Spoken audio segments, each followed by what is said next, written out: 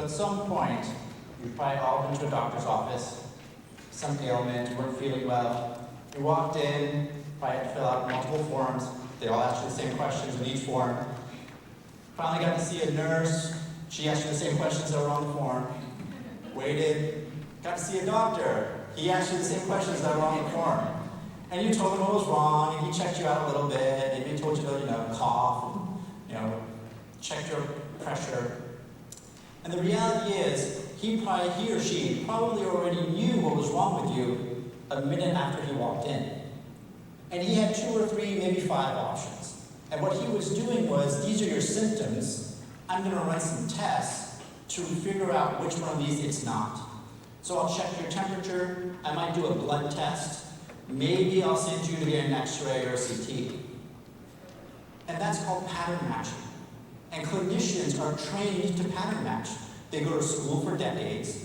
Their work experiences all around becoming very good at pattern matching. And in a clinical environment, that is completely acceptable. The last thing I want is to show up at an ED with a gaping chest wound and somebody says, hold on, let me get some standard work. Right? No, I want them to fix me right there and then. Pattern matching is fast and it's effective. But when you apply that methodology to process problems, you don't get great results. What you want to do with process problems is really understand the root cause. Why are we having the problems that we're having? And in order to do that, you really have to create a culture around structured problem solving. Now, to create a culture, one of the things that you have to do is you have to change behaviors. And to change behavior, how do you change a behavior? Well, you have to create systems that drive a certain type of behavior. And to create those systems, or to fix those systems, you have to have some sort of problem-solving methodology. Now, we all have systems. Whether they're official or ad hoc ones, we all have systems. But how do you fix those systems? How do you change those systems? And that's where the problem-solving methodology comes from. And it doesn't matter, really, what problem-solving methodology you choose, whether it's Lean or Six Sigma or TQM, as long as it's a structured problem-solving methodology. Now, in my case, it's a little bit chicken before the egg, because I'm trying to create a culture of structured problem-solving. In order to do that, I've got to change behaviors, which means I have to modify systems. To modify those systems, I need to have a structured problem-solving methodology, which is driven by a culture of using structured problem-solving methodology. So I kind of am in this death spiral, if you will. But I got to start somewhere. So in order to create this culture, what do I have to do? I have to modify behaviors. And I'm very specific on behaviors. Right? Behaviors are an action that I can record on a video camera. So a lot of times what you get is you'll get some, no offense, some management talk about, well, you need to be more engaged. Your employees need to be more engaged. What does that mean, really? Right? Nobody really knows. But if I say, what I want to see is somebody repeating back what I said and asking an open-ended question, that proves engagement. That's a behavior I can videotape. Right? I can take that and see someone doing that. So it's really important that we identify these behaviors and the impact they have on the culture that we're trying to create. If you want a culture of customer service, you can't just go up to people and say, I want you to be polite and nice. If you're from the Bronx, that's completely different than if you're from Kansas City. So you have to be prescriptive. When I say I want a culture of customer service, what I really mean is when you walk in, I want you to look me in the eye, or look that person in the eye, and say, hello, how may I help you today? That's a behavior I can videotape. More importantly, that's a behavior I can audit. It's a behavior I can count. So now I'm identifying these behaviors that I can keep track of. Okay? So behaviors have to be something I can videotape, and they have to really be descriptive of how they impact the culture you're trying to create. Whoops.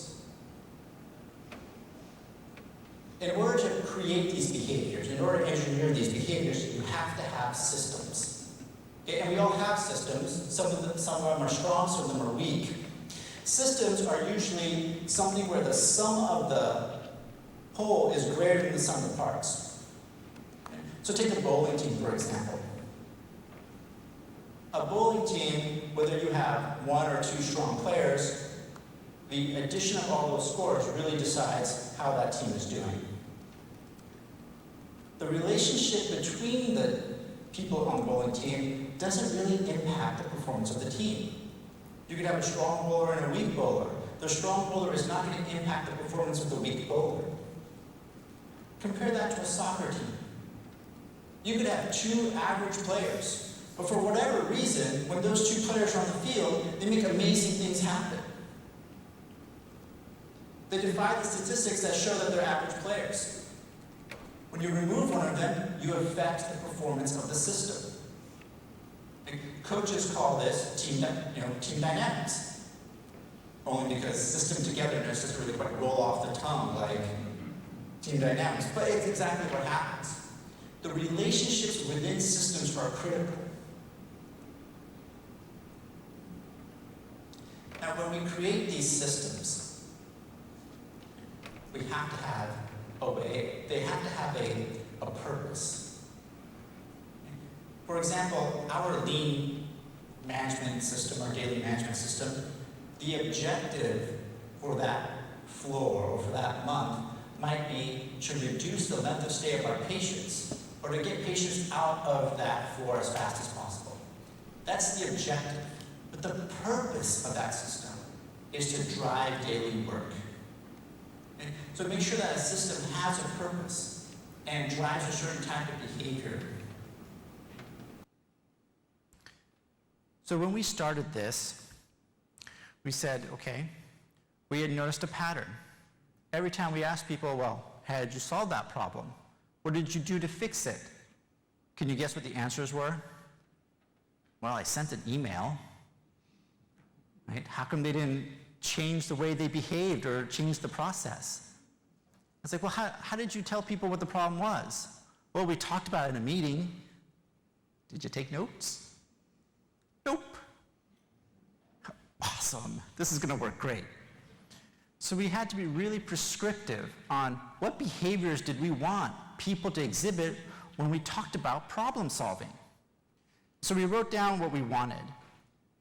And then we said, okay, well, what system is going to drive this? Right? What do we need? What kind of system do we need to drive these behaviors? And if you look at the system that we put together, you're probably thinking, wow, that's basic lean. In fact, it could even be basic algebra, right? How you set up a problem. You'd be absolutely right. It's not rocket science. It's nothing new. You guys all do this. But just the fact that we actually assigned it to a behavior made a huge difference. And that's what we're starting to understand, is that when you assign something, create a system that drives a behavior, and you assign the behavior to a behavior and a purpose, you get much better results. You get better sustainment, and you get better implementation. So when I first started at NCH, I wanted to make sure that the middle managers didn't hate me, right? Because as the lean guy, you know they're like, oh God, this guy's going to make us do more work. So I said, okay, I'll tell you what, I will lay down a challenge. I will 5S, how many of you guys all know what 5S is, right? I'm going to 5S your office, your personal office, because I wanted them to see how using the tools would impact their daily lives. I'll 5S your office, and the only thing you have to do is come back to this director's meeting and talk about the 5S and the impact it had on you. So one of the first ones we did was for Susan Kemper, who is our Director of Behavioral Services. And we did all the typical 5S things, right? 17 bags of paperwork we threw out. We reorganized your bookshelves. All the binders were the same size. Color-coded everything. It was a perfect 5S. And it created a great, sterile clinical environment. But towards the end, we started to notice that Susan didn't really feel like we had solved anything for her. So we started talking.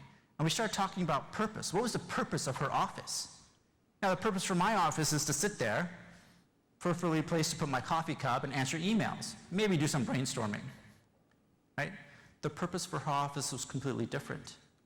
You see, the people that Susan deals with are patients who have serious behavioral issues, some sort of chemical dependency, right? They could be schizophrenic, they could have dementia, and it's not just the people, it's their families. She had to have really difficult conversations, and the last thing she wanted to do was to have those conversations in a clinical environment. So we created a serene, calm place for her to work. Right? The 5S was perfect. We did all the right things, but it didn't solve her problem because the purpose of her office, we didn't understand the purpose of her office.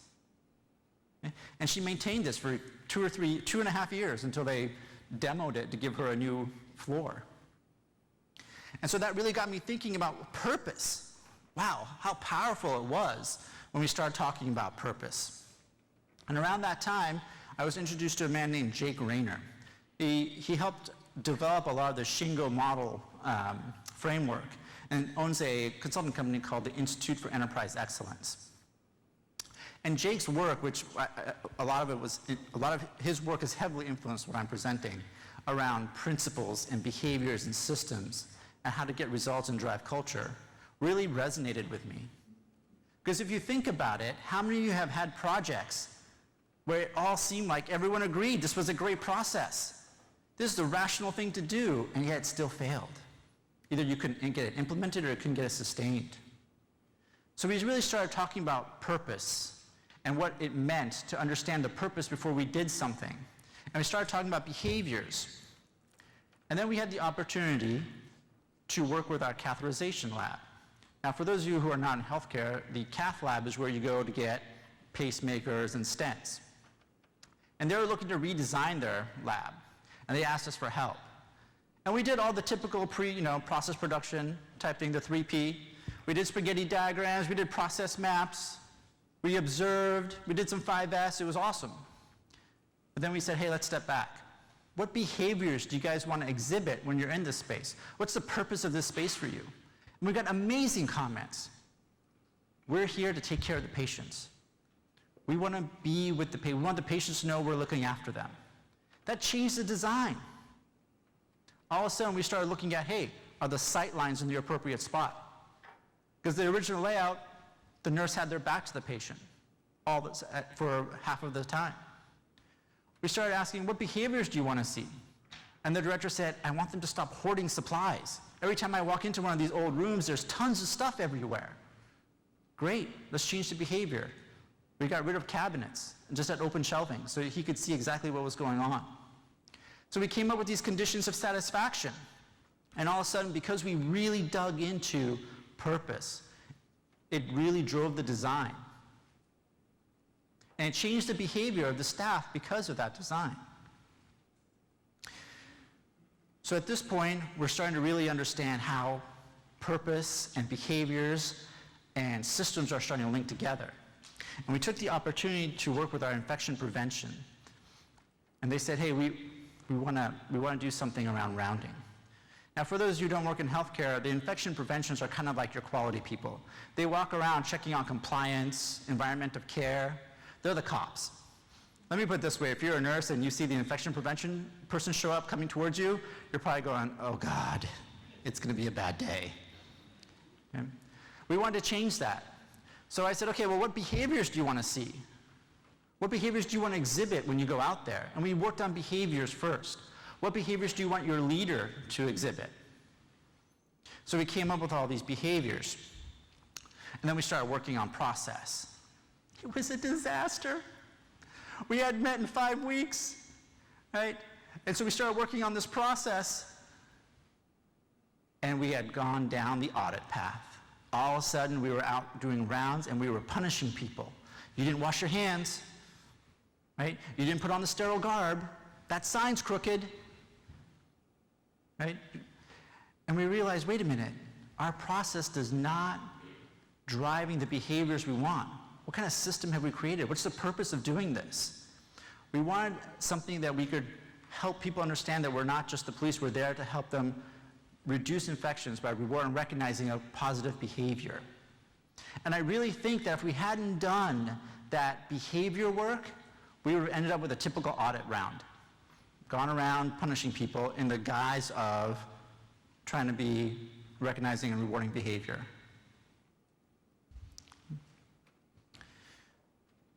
So as I've kind of talked about these projects only to help you see kind of the thought process we went through as we started to figure out what are we trying to do? How does this all link together? So we realized that, enterprise culture, the culture of the corporation, is really the weighted sum of all the local cultures that we have. Right? So if you can affect enough of those local cultures, you can change the enterprise culture. You don't have to start at the top, you can start at the bottom. But in order to do that, we really had to have systems to drive certain types of behaviors. And that's why a lot of these projects seem so minor, because we were really trying to drive behaviors at the very local level. In order to drive the projects at the larger enterprise level, you really had to be able to touch all of the people in the enterprise. And if you think about waiting for that perfect project, you may never get it. I mean, it has to be some sort of performance management system or an enterprise resource system in order to do that. So here's the thing about healthcare. It turns out it's really complicated. I don't know if you guys knew that. Right? For those of you who laughed and got my joke, thank you. 24 hours a day, 7 days a week, there is no downtime. We don't get snow days, right? It doesn't matter if there's a hurricane coming. It doesn't matter if there was a shooting or a terrorist attack. We are always open. The people who work in healthcare have an intrinsic purpose that you wouldn't believe. Very few of them went in it for the money. Right? Most of them went in it because they wanted to help people.